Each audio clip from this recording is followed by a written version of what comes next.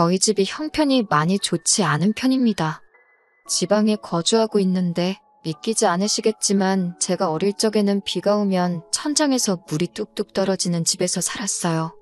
방이라고 2개 있는 거, 하나는 부모님이 쓰시고 남은 하나는 동생 2명하고 같이 써야 했습니다. 저는 고등학교 졸업 후에 바로 취직을 했지만 생활비를 보태야 했기 때문에 독립은 꿈도 꾸지 못했어요. 처음에는 어떻게든 독립을 해보겠다고 낮에 일하고 밤에는 편의점 야간 알바까지 해가면서 돈을 모았는데 돈을 제가 더 벌어봤자 더 버는 만큼 집에다가 생활비를 보태야 했습니다. 결국 독립은 포기하게 되었지요. 돈 되는 일만 찾아서 하다 보니 제가 돈 벌어오는 기계인가 싶은 생각도 들고 그나마 저까지 돈을 벌기 시작하면서 집에는 조금 여유가 생긴 듯 했는데 제가 벌어온 돈으로 동생들 교육시키는 게 뿌듯하기는 했지만 한편으로는 부럽고 속이 많이 상하기도 했어요. 일이라도 제가 좋아하는 걸 해야겠다 하는 생각에 배운 게 제과와 제빵 쪽입니다. 좋은 학교 나와서 하는 게 아니다 보니 기본적인 기술밖에 배우지 못했어요. 그래도 제가 일하던 베이커리 사장님께서 제 상황을 알고는 틈날 때마다 이것저것 하나씩 다 가르쳐 주셔서 재밌게 일을 배웠습니다. 한 명은 전문대지만 어쨌든 동생 2명 다 대학까지 졸업시키고 나니 이제는 부모님 부양을 하게 되었습니다. 솔직히 그때는 너무나도 그 현실에서 도망치고 싶었어요. 베이커리에 자주 오시는 단골 손님 중에서 저를 눈여겨보시던 손님 한 분이 계셨습니다. 점심시간이 돼서 나와서 쉬고 있는데 그분이 저한테 시집은 갔냐고 물어보시더라고요. 결혼은커녕 독립도 꿈도 못 꾸는 저였으니 당연히 아니라고 말씀드렸지요. 그런데 그분이 자기 지인이 아는 사람이 신부감을 찾고 있는데 한번 만나만 보라고 끈질기게 물어보셔서 하는 수 없이 소개를 받게 되었고 그때 처음 남자친구를 만나게 되었습니다. 자기를 소개하기를 본가는 미국에 있고 자기는 아버지 사업을 돕느라 주기적으로 미국과 한국을 오며 가며 하고 있다고 했어요. 이번에도 사업차 한국에 들른 거고 1년에 한국을 3-4번 정도 온다고 했습니다. 한 번 오면 최소 2달은 있다가 가서 연애하는 데는 큰 지장이 없었어요. 저도 일 때문에 바쁘고 시간이 넉넉지 않았거든요.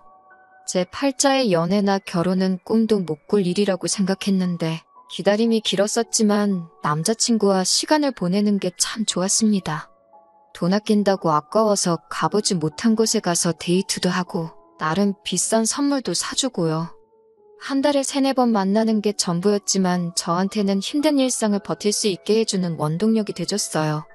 그런데 남자친구가 저한테 난데없이 청혼을 해왔습니다. 연애를 시작한 지는 1년이 되었지만 바쁜 남자친구 일정 탓에 사실 만나본 건 20번이 채 안 되었거든요. 남자친구는 가족들을 위해 희생하는 숭고한 모습이 인상적이라면서 저랑 결혼하면 자기가 행복할 것 같다고 말해왔어요. 책임져야 하는 입이 있다 보니 집에다 청혼을 받은 사실을 말하기 어려웠는데 부모님도 더 이상 제 발목 잡고 싶지 않다 하시고 동생들도 제 덕분에 학교도 졸업하고 했다며 취직하면 자기들이 부모님 생활비 정도는 마련할 수 있으니 저는 이제 제 인생을 살라고 등을 떠밀어줬습니다. 남자친구도 저한테 했던 말이 한국하고는 다르게 미국은 빵이 주식이 아니겠냐고 빵 만드는 기술자들 대우가 한국하고는 비교도 할 수 없을 정도라고 하면서 미국 베이커리에 취직하면 여기서 버는 돈의 몇 배를 벌 텐데 생활비 보내드리는 거 가지고 자기가 뭐라고 하겠느냐는 말도 해줬었거든요. 그런데 무엇보다 제가 남자친구와 결혼해서 미국으로 향하는 걸 결심하게 만든 건 제 욕심이 가장 컸어요. 언젠가 제 이름 걸고 저도 베이커리 하나 열고 싶었거든요. 사장님이 많이 가르쳐 주시긴 했지만 제가 배운 거라곤 자격증 딸 때 배운 기술 몇 개와 일할 때 배운 몇 가지들 뿐이었으니 저도 본격적으로 하기도 취득해보고 더 배우고 싶은 욕심이 생겼습니다. 그런 열망 때문인지 솔직히 20번 남짓 만난 남자친구가 저에게 청혼을 해왔고 결혼을 급하게 하려고 했는지에 대해서는 의심조차 하지 않았었네요. 그런데 비자를 발급하는 과정에서 대사관에서 제 비자를 반려시켰습니다. 이민 브로커 말로는 제가 학력도 없고 여자라서 비자 발급해주는데 좀 보수적이라고 설명해주더라고요. 남자친구가 자기가 미국 영주권자이니 초청 이민을 해서 영주권을 받으면 된다고 혼인신고부터 올리자고 했는데 그때는 제정신이 들었어요. 그때 혼인신고 올리지 않은 게 천만다행이었습니다. 물론 고민은 많이 되었지만 남자친구 부모님도 뵌 적이 한 번도 없고 남자친구와도 그렇게 오래 알고 지낸 사이는 아니다 보니 혼인신고를 대뜸 올리기에는 많이 꺼려졌어요. 남자친구가 결국 저에게 제안하기를 자기가 비행기 표값을 내줄 테니 미국에 가서 자기 부모님께 인사를 먼저 드리고 그리고 제 마음을 정하라고 하더라고요. 거기까지는 제가 거절할 것도 없어서 그러자고 했고 얼마 뒤에 저는 미국행 비행기에 몸을 실었습니다. 남자친구 아버님이 사업을 하신다고 했고 남자친구도 한국에 주기적으로 들락날락했기에 엄청 큰 사업을 하시는가 보다 했는데 영화에서나 봤을 법한 분위기 어두운 후미진 동네에서 허름한 맥주 가게를 하나 하고 계셨어요.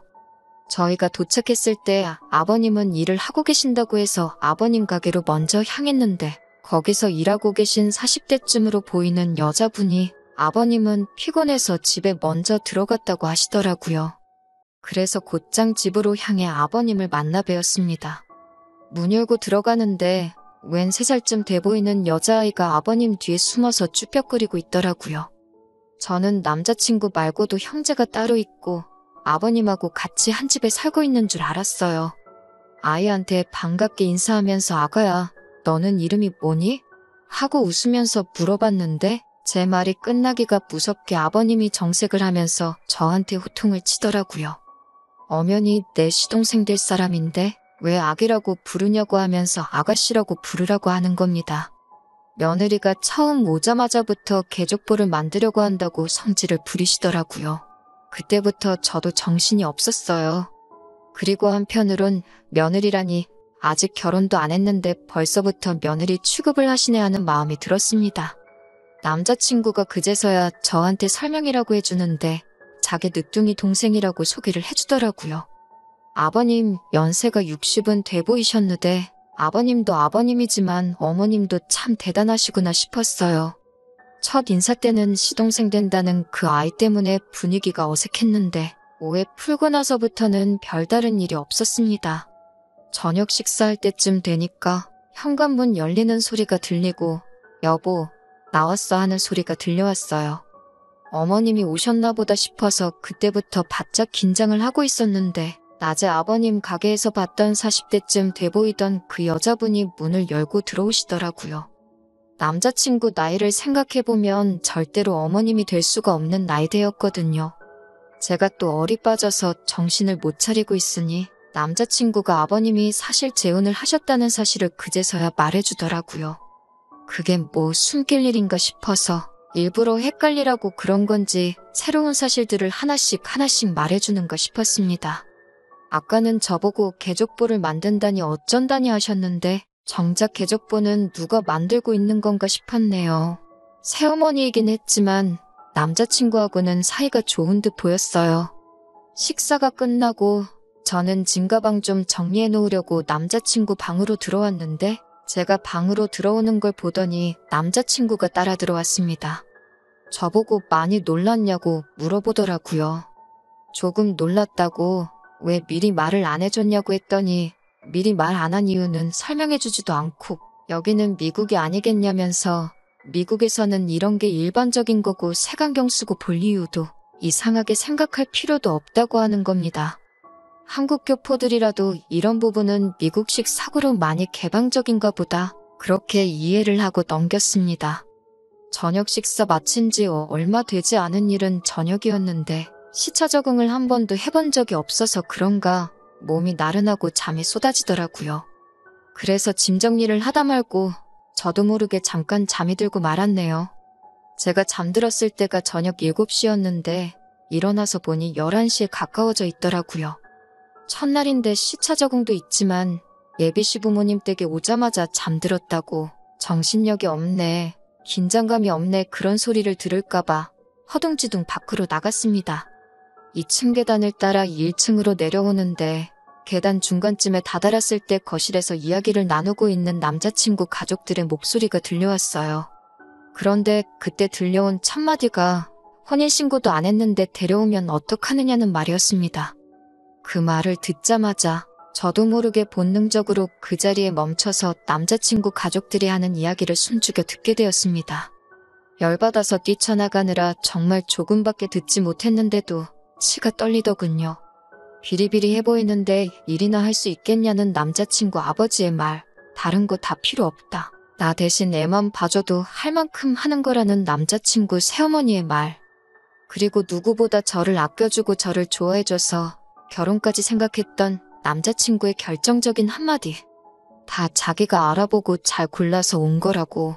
한국에서도 온 가족 뒷바라지 하다 온 사람이고 소처럼 일도 잘한다고 부려먹기 딱 좋은 사람 아니겠냐고 하더라고요.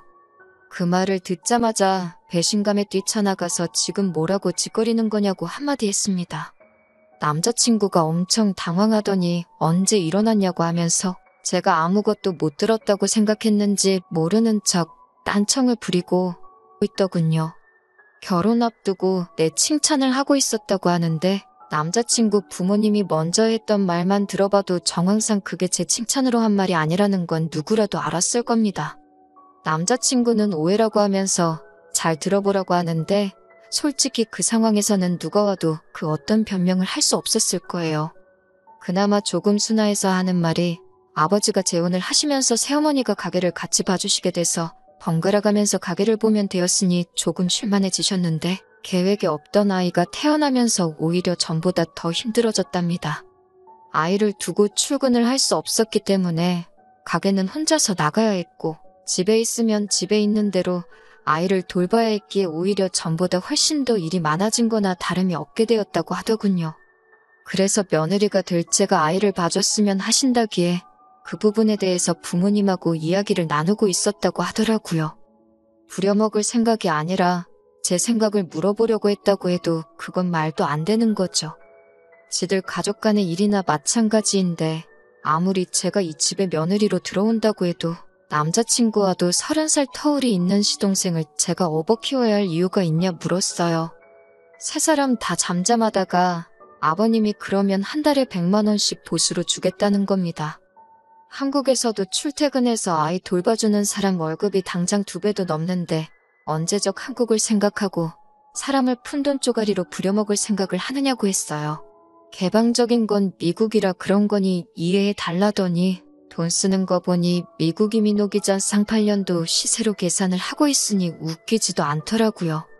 그것도 안 통하니 남자친구 새어머니는 애를 줄 테니 그럼 한국에 데려가서 키워달라더군요. 자기 배 아파 낳은 자식을 남한테 키워달라는 것도 웃기지만 이젠 아예 애를 주겠다고 나오니 이 사람들 밑바닥이 어디까지인지는 제가 가늠도 할 수 없었습니다.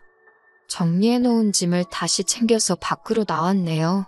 남자친구는 쫓아와서는 지가 다 설명할 수 있다고 하는데 애초에 처음부터 저한테 접근한 의도가 뻔한데 뭘 설명하려는가 했지요. 그랬더니 우리가 그 아이를 키워야만 아버지가 은퇴하고 나서 저 가게를 자기한테 물려주실 거랍니다.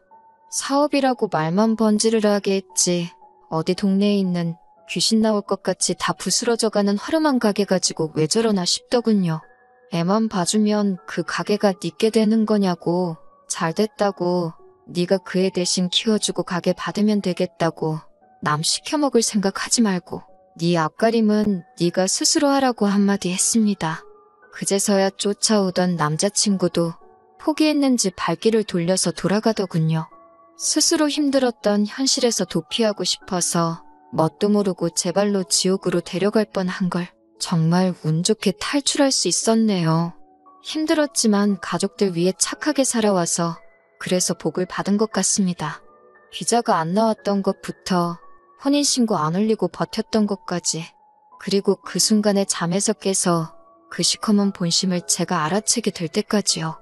하마터면 사기 결혼 당할 뻔한 거잖아요.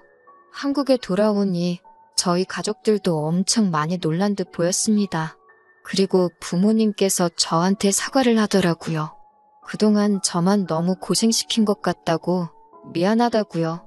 하마터면 우리 집 소중한 첫째를 지옥 불구덩이로 헐값에 팔아버릴 뻔했다고 하시면서 말입니다.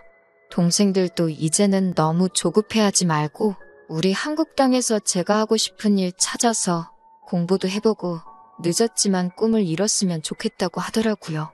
이제는 자기들이 저한테 베풀 때라고 하면서요.